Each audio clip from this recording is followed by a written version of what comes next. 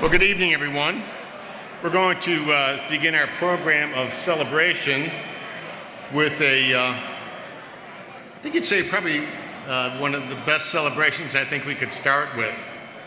I'm talking about celebrating a man who's here tonight, Herb Sheaner. He's with us today. He was born on August 12th, 1924 in Dallas. And if you know Herb, he's a wonderful man. And I like to think of some of the other people that were born on the same year he was. So Rod Serling of Twilight Zone fame, so be out there for your consideration with the cigarette. Jimmy Carter, if you like him. Tom Landry, certainly we all appreciate. Marlon Brando. Now Herb's not going to go around yelling Stella, so you're okay with that one. And Lee Marvin. So 1924, when Herb was born, I like to think what John was saying. So Herb was 40 when the Jesuit Foundation first began. He was already 40. The average household income was about $2,200. It was the end of the Ottoman Empire with Turkey. New York Computer Tabulating Recording Company is reorganized, and it's IBM. Notre Dame won the football national championship. Reason to celebrate it if you're a Notre Dame fan. New York City had the first Macy's Day Parade, one of my favorites on Thanksgiving.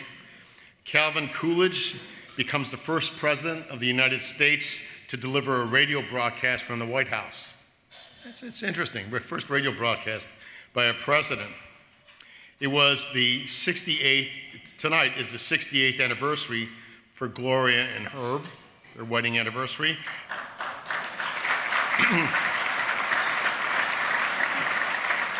And I'd be remiss without saying this is a much younger couple, but Fritz and Mary Lee Duda are celebrating 62 years being married today as well.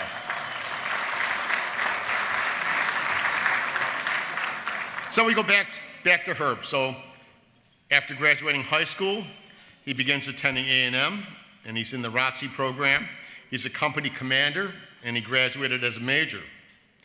Along comes 1943, and Herb enlists in the U.S. Army. He serves in World War II, and for those of you around Jesuit, you've seen Herb around at the football games. Steve Cook's been good about doing this with us, about making sure that everybody understands what's going on and the debt we have to pay to the brave men and women that fought in the wars and served really the United States in a lot of different ways. But he's in World War II. He receives a Bronze Star and a Purple Heart during the Battle of the Bulge, where at the age of 19, he's captured as a prisoner of war and put in a German prison camp. He returns to the United States at the end of the war.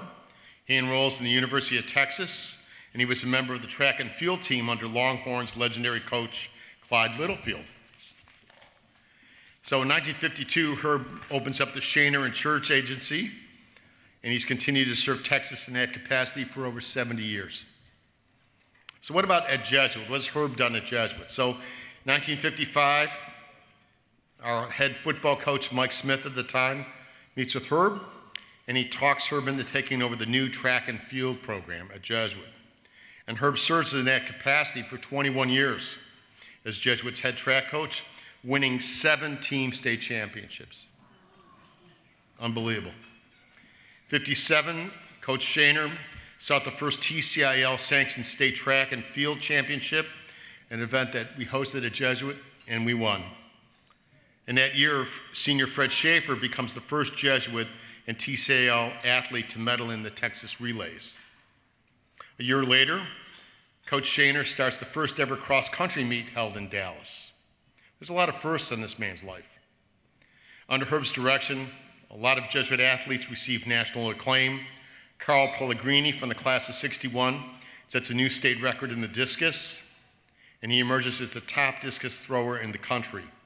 Mike Madigan from the class of 64 sets state records in the jumps, while his long jump record at the Jesuit Sheaner relays still stands from 1964 because he was coached by Herb.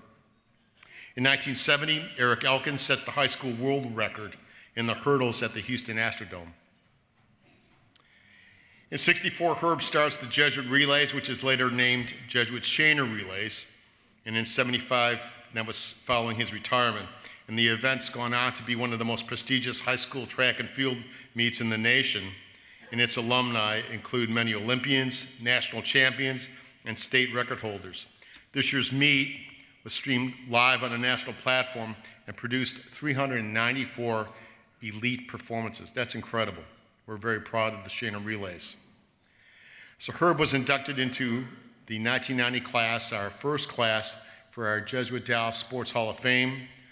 He was in the inaugural class of the Texas Track and Field Coaches Association Hall of Fame and the inaugural class of the Texas Private School Sports Hall of Fame.